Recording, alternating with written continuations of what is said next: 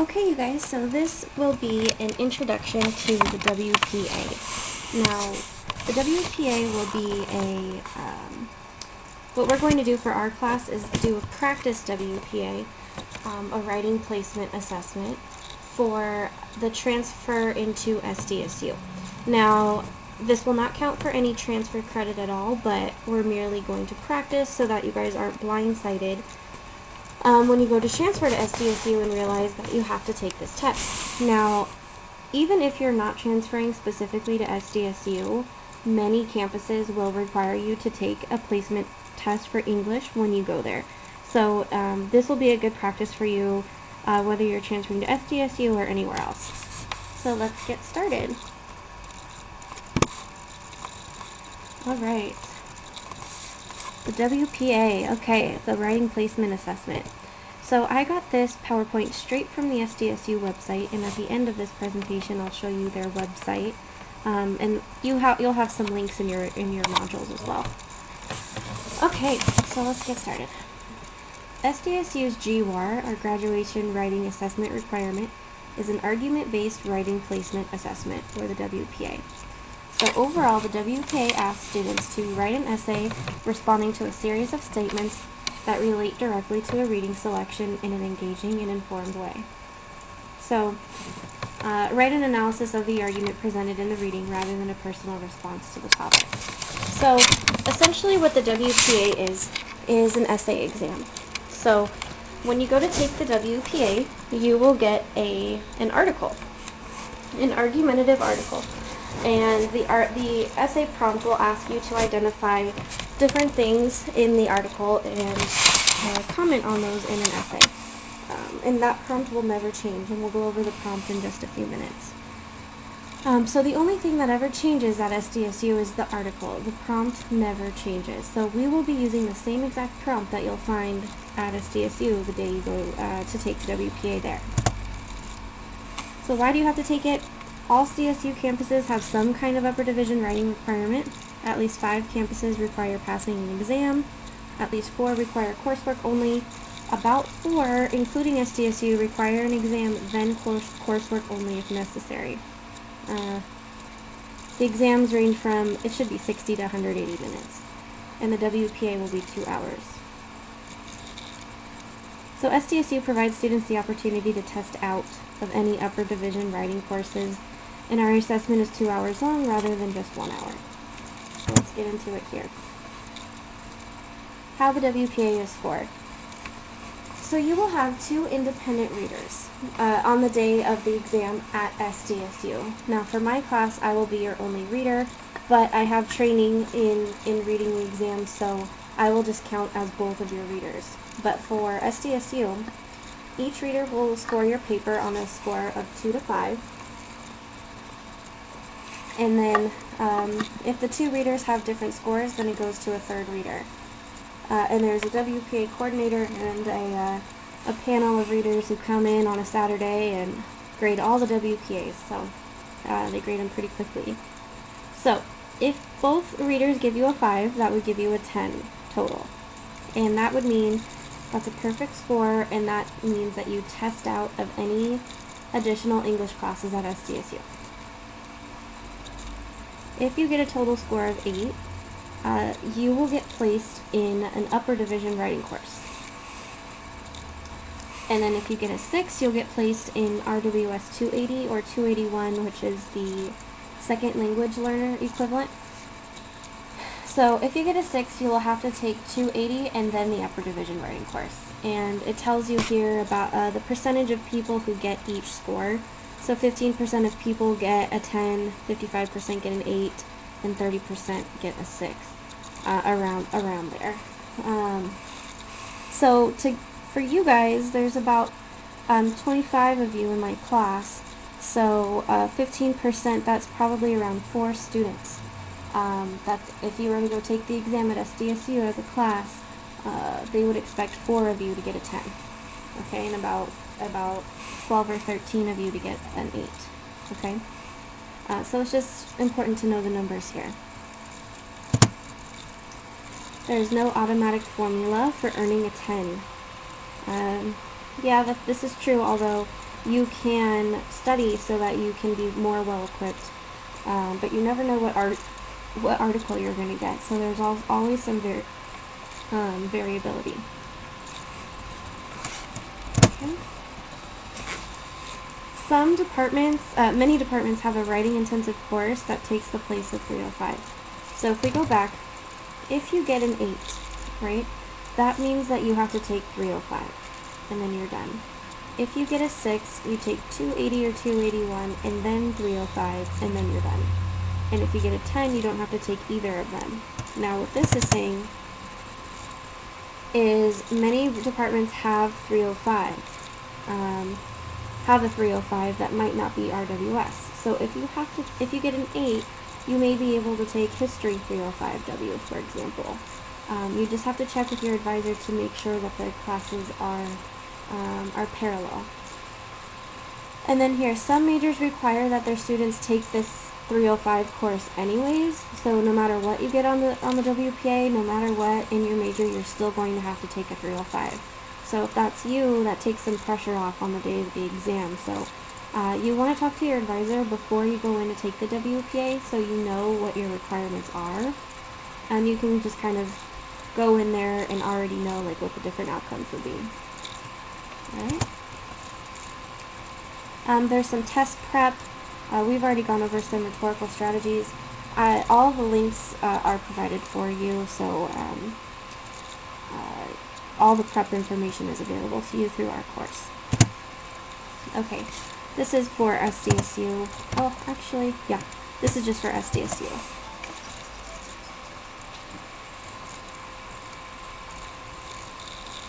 Okay, so while taking the WPA, you're going to want to read the prompt. Okay, now you guys will know the prompt inside and out because we're going to be talking about it for the next couple weeks. But read the prompt, identify writing tasks. Again, you're already going to know what those are because we're going to practice. This is the most important part. Carefully read the selection or the article. Underline and annotate as you read. This is so crucial. And we'll go over some techniques throughout the next couple of weeks. Draft a sentence or two that tells the reader what you are going to do in the essay, such as a thesis, a controlling idea, or a project statement. Plan the structure of your essay. It doesn't have to follow the order of the tasks in the prompt. Okay? Be sure to address every component of the prompt. This is so important. Everything that you're going to see in the prompt in just a couple minutes here are equally weighted. If you miss one thing in the prompt, you cannot get a 10. Let me repeat that. If you miss anything in the prompt, you cannot get a 10, okay? So be sure to hit everything. Write legibly, of course. Don't write on the backs of pages, okay? Now, if you're taking this online in my class, then obviously you're going to be typing it. But if you're taking it in person, then this applies to you, okay? And we'll go over that on the day of the exam. Avoid referring to the author by his or her first name. This is very important. A professor once told me, told her class, essentially, if you have never had a beer with the author, or soda for some of you, you can't call this person by their first name, right? You're not on a first name basis with these people. You need to call them by their last name. Be careful of using you and like. I warn my students about this all semester of using you. The last thing you want to do is offend the readers of your paper, so don't use you and your. Avoid using talks about and says. If you know something, be sure to explain how and why you know it. Create topic sentences for your paragraphs that are informative. Don't assume the readers will automatically know what you're trying to say. Explain everything. Okay. Beware of the time. Now, this time frame, I mean, you can go with this. I'm going to give you a different suggestion here. 15 to 20 minutes to read the prompt and the article. Now, I would spend more time on this because this also includes your pre-writing. So I would spend maybe closer to 30 minutes reading the article, annotating it, completing a full outline, knowing what quotes you're going to use, and then you can cut down on your time writing because it's going to come a lot faster to you. So you might be able to write this in 75 minutes, right? And then 15 to 20 minutes to proofread. You probably won't need that much time, maybe 10 minutes, right? So I would spend a good amount of time pre-writing and annotating and finding everything you need. But make sure that you have a clear strategy for your time management going in. Okay, so the readers are looking for analysis, focus, organization, development, and grammar. So analysis. The readers are going to ask themselves these questions. Is your analysis of the author's argument reasonable, credible, thorough, and well thought out? Okay, so it doesn't matter if the readers don't agree with you, but it needs to be reasonable, right? This is really important. Focus. Does the essay accurately and thoroughly address all aspects of the prompt? This is important. All aspects of the prompt. You have to hit everything. Organization. Do the ideas flow from one paragraph and from one sentence to the next? Right? Make sure your essay doesn't read like a list. Okay? So even though it needs to flow, you don't want it to say, here's the first strategy, here's the second strategy. You want to make it more complex than that, more sophisticated. Development. Are the details and specific examples used to further prove or illustrate the thesis? Right? And grammar. This is something you can do little about in the days before the test. The focus, organization, development strategies are in your control. I emphasize comma splices, fragments, and run-ons. And apostrophes, because those are very, very obvious errors to the readers. So do your best to avoid those major errors, especially fragments. If they think you can't write a complete sentence, you're in big trouble. Okay? But for the most part, they focus on the content rather than the grammar because they understand that it's a timed exam. But you still can't have a ton of grammar errors. Know the prompt, okay? And here it is. Write an essay in which you respond to all of the following. Identify and provide a brief explanation of the author's argument. Identify 2 persuasive strategies that your author uses to support his or her argument and analyze how these strategies might persuade the reader to support the claim. Discuss the assumption or assumptions on which the argument is based and evaluate the extent to which the reader would find the argument convincing. Okay, so we're going to go step by step through this prompt in just a minute. Be sure to follow these directions carefully rather than simply agreeing or disagreeing with the writing or writing an extensive summary. That's huge.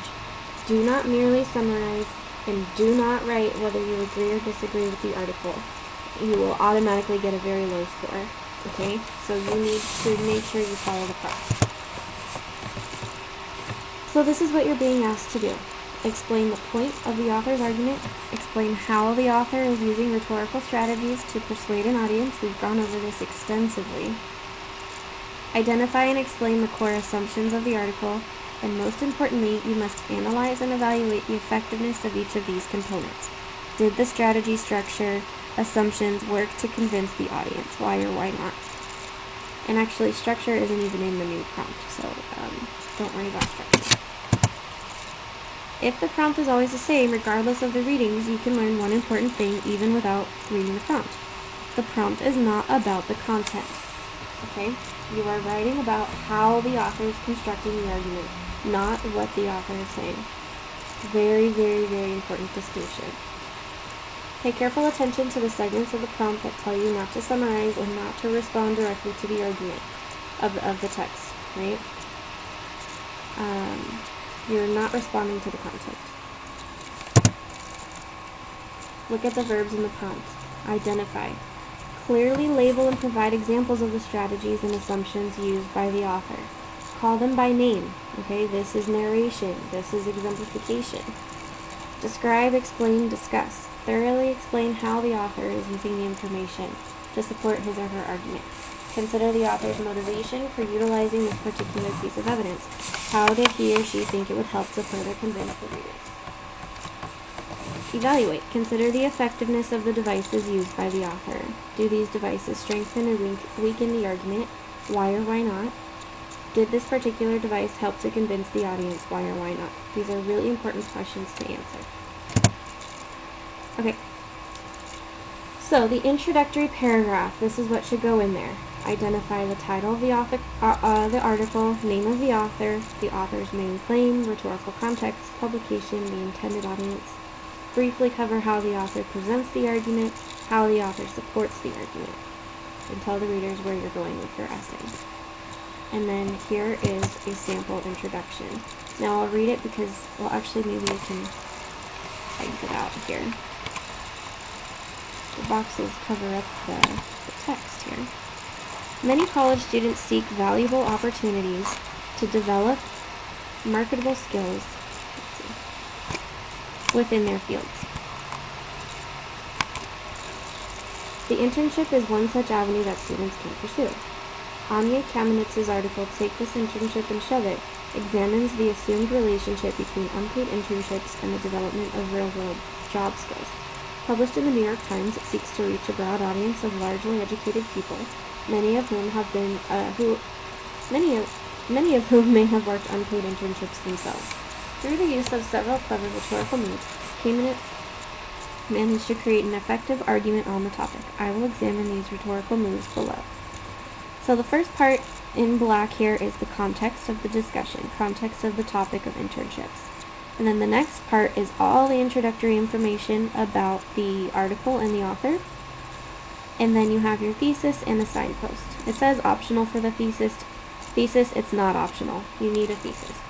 You need to tell whether or not the argument is effective based on the strategies. Right? So this is what the introduction will look like. And remind yourselves of the prompt again. Now we're going to get into the strategy paragraphs. And this should be a review for us because we spent a long time going over strategies. So, you need to have 2 of these paragraphs. Identify one of 2 strategies used to support the argument, such as narration or exemplification. Cite textual evidence from the article. Briefly discuss how or why the author uses the strategy and how the strategy supports the argument. And analyze the effectiveness. Does it help to convince the readers? Why or why not? And you will do this twice. And then these are just some examples of strategies, but you guys have that handout that we've gone over that is much, much better than this. Again, more strategies. Again, the handout's way more thorough. At the bottom here, in addition to identifying and describing these strategies, you must also evaluate their effectiveness. Do they work? Why or why not? That is probably one of the most important things about this essay. Evaluate the effectiveness. Okay. Here's a sample strategy paragraph. In her essay, Kamenetz effectively employs various rhetorical strategies to further her argument. One strategy that she uses to support her argument is exemplification, specifically the use of numbers and statistical representations. She states, for example, that 50,000 unpaid interns are employed full-time for 12 weeks each summer at an average minimum wage of $5.15 an hour. The number of unpaid internships at such a meager wage clearly illustrates the reality of the situation and the exploitation of students. In addition, Kamenetz provides data from national surveys that clearly support her argument.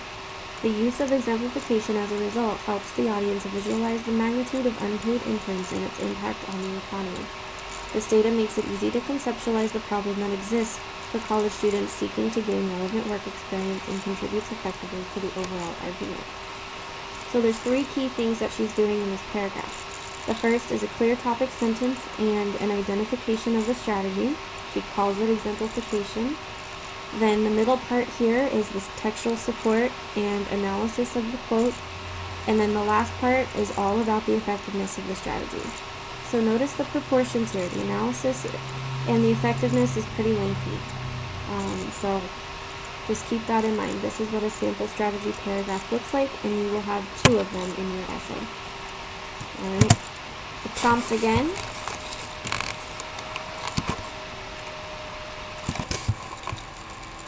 So the prompt here, just reminding us of what the prompt is before it goes into the next part, which is assumptions. Assumptions constitute the principles, beliefs, and core values the author assumes the audience holds true. This is what an assumption is. If you assume something about somebody, it's because you think that they believe this thing, right? Assumptions, the principles, beliefs, and core values the author assumes the audience to hold true. Look for obvious things that need no explanation yet are vital to the writer's argument. And again, at the bottom here, in addition to identifying and describing the assumptions, you must also evaluate its effectiveness. Does it work? Why or why not? So you're always answering these questions. And this is what the assumption paragraph should look like. Identify the assumptions on which the argument is based. Where in the text assumptions are evident or implied. Briefly discuss how or why the author bases the argument on these assumptions, and how the assumptions strengthen or do not strengthen the argument. Analyze the effectiveness of the assumptions. Would most audiences find the assumptions valid or reasonable? Were they appropriate for the intended audience? Why or why not? Now this paragraph, it seems to be the hardest for students typically, and we will be practicing this throughout the next couple of weeks, but this is what the assumption paragraph should look like. Remember, an assumption is something that the author assumes about the reader. Okay? Something that the author assumes about the reader in terms of something that the reader might believe. So just keep that in mind. Here's a sample assumption paragraph. The assumption within Kamenetz's article is that work by an individual should be compensated, and that unpaid internship contradicts this belief. It can be argued that this concept is supported by the general population as well as the majority of college students, and the article argues in more specific terms that unpaid internships do more harm than good to an individual and to the economy. This assumption validates both the author's argument as well as the points developed throughout the article. For this reason, the assumption presented in the article creates a shared understanding between the author and audience and provides an overwhelmingly convincing argument. So here in the topic sentence, this person identified the assumption, then in the middle provided examples of the assumption from the text, and then analysis of whether or not these assumptions are effective, right, and what it does for the audience. So that is what the assumption paragraph looks like. And then the last part is the evaluation. Summarize your main points. An evaluation means the extent to which you find the argument convincing. Offer judgment of the author's argument. Do you feel it would be persuasive to a broad audience? Be sure to make your argument regarding the effectiveness of the author's argument, not your stance on the topic. This is so crucial. You're only talking about the effectiveness of the argument. Be sure to come down one way or another on the effectiveness issue. It is okay to say, despite its flaws, I found the argument to be effective. This is important. But you still need to make a decision about whether overall the argument is effective or not. And then here is a simple evaluation paragraph. Take This Internship and Shove It by Anna Kamenetz proved to be a convincing article. The belief that college students should be paid for their work, which is an assumption in the article as well as common ground between the author and audience, strengthens her argument. Furthermore, through the use of specific examples, the use of logos, and appeal to authority as rhetorical devices, and a carefully structured line of argument, Kamenetz establishes a persuasive argument for the reader.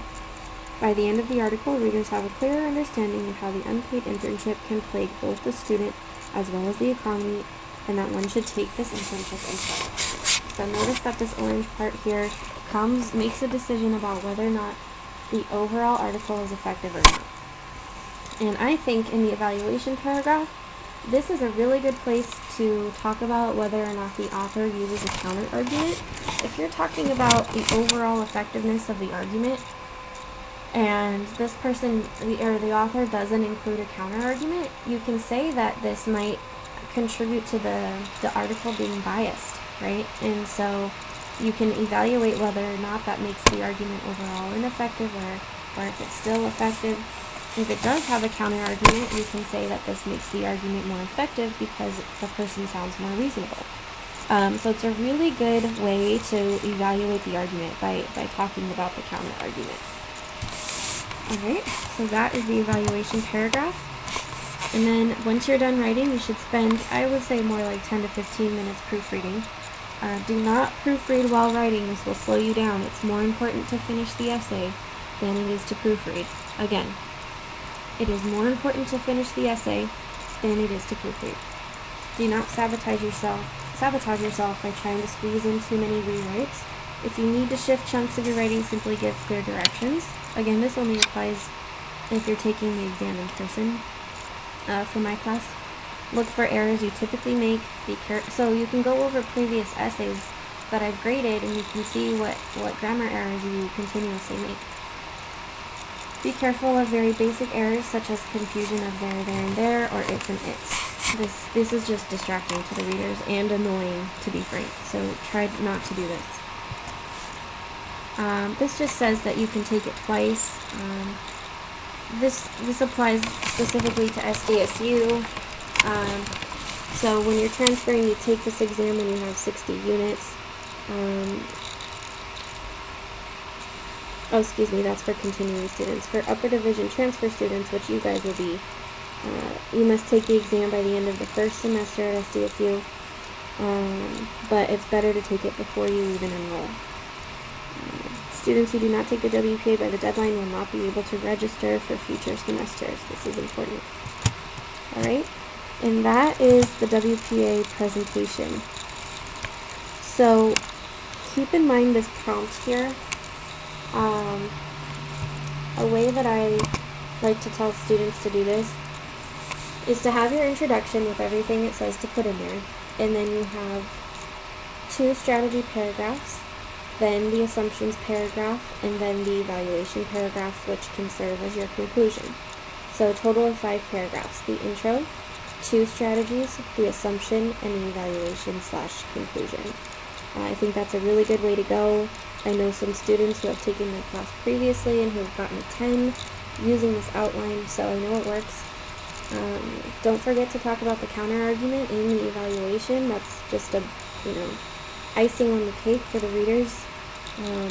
It just shows an extra skill. And let me know if you have any questions.